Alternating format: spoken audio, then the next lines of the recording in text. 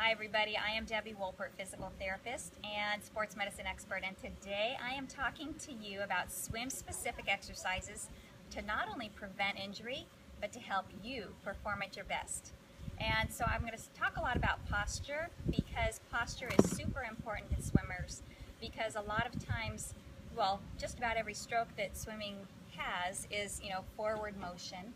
When you do dry land with planks and with push-ups, then you are activating all of these muscles in here, and so it just pulls swimmers into this position. And when you think about, a big part of swimming is minimizing drag and cutting through the water, you want to be able to be in as good of a streamlined position as you possibly can. And if you are like this in a streamlined position on land, you're going to be like this in a streamlined position in water. So the first couple of exercises are designed to help minimize that thoracic kyphosis so that you can optimize that streamlined position. So we're going to start with a foam roller, and you're going to put the foam roller kind of lengthwise or across your shoulders. You're going to sit in front of it. Your head is going to be supported by your hands, and you're going to lift your bottom up off the floor, tightening your tummy muscles, and then you're going to just slowly roll over the foam roller, one segment at a time, so that you're opening up your chest and you're getting some good thoracic extension. You're going to slowly roll down, one segment at a time. You might hear a little cracks, but it usually feels good. And you're going to roll till just about a little bit above your belly button, keeping your tummy muscles tight, and then you're going to roll back up. So I would do this 3 times, but for the sake of time, I'm going to move on to the next exercise. So you'll repeat that 2 more times, and these are all exercises that you can do poolside. So it's super easy. You're going to turn the foam roller the opposite direction. You're going to sit on it with your bottom on one end and your head supported on the other. Again, knees are bent, feet are flat on the floor, your tummy muscles are activated and tight. You're going to bring your hands out to the side, and then you're going to just reach up overhead, trying to get into a good streamlined position and holding it for 3 seconds, and come back down, bringing your elbows back down. Again, go up into a good streamlined position, holding it for 3 seconds, and come back down. So you want to think about, when you're coming back down, you want to think about pinching your shoulder blades together. So you're going to do this 20 times.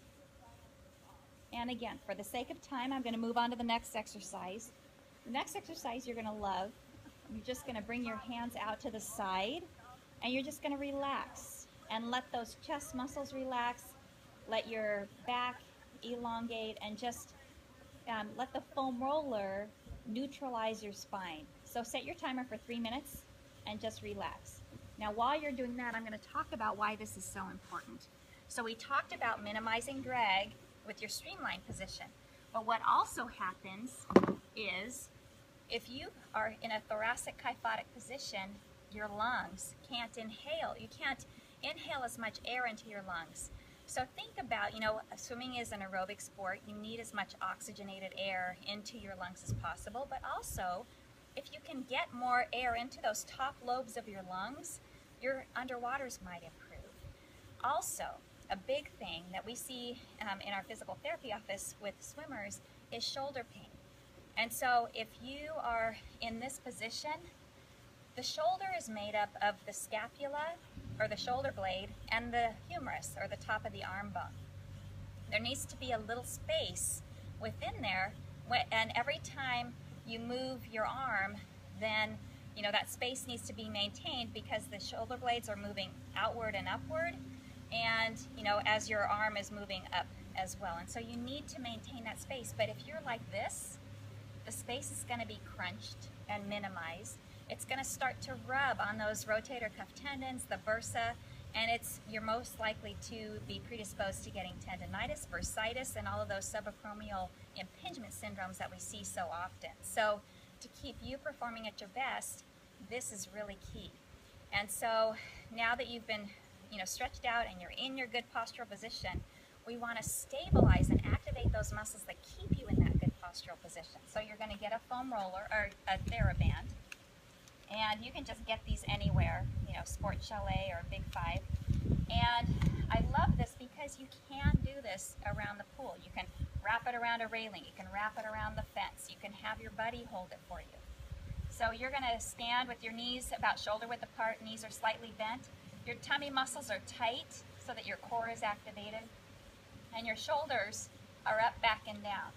So you're going to reach forward and you're just going to pull back, pull your elbows back, thinking about pinching your shoulder blades together and holding your shoulder blades pinched together for about 3 seconds, keeping your tummy muscles tight. So do this about 20 times. What this does is this helps to stabilize you in that good postural position, but it also helps to turn on or fire your muscles in your shoulder that are so important to keeping your shoulder muscles stable, or to keep your shoulder stable. So do that 20 times. The next exercise you're going to do is you're going to do what's called internal and external rotation of the shoulder. So you want to, you know, grab the TheraBand, loop it around. Your elbow is going to be at a 90-degree angle, and this is just a hand towel rolled up to keep my shoulder in a good postural position, or in a good shoulder position. So you want to have your shoulder back and down, your elbows at a 90-degree angle, and you want to bring your hand from near your belly button back out to in front, and then back to your belly button. It's a simple rotational movement, and keeping that towel under your elbow is going to keep you in that good position.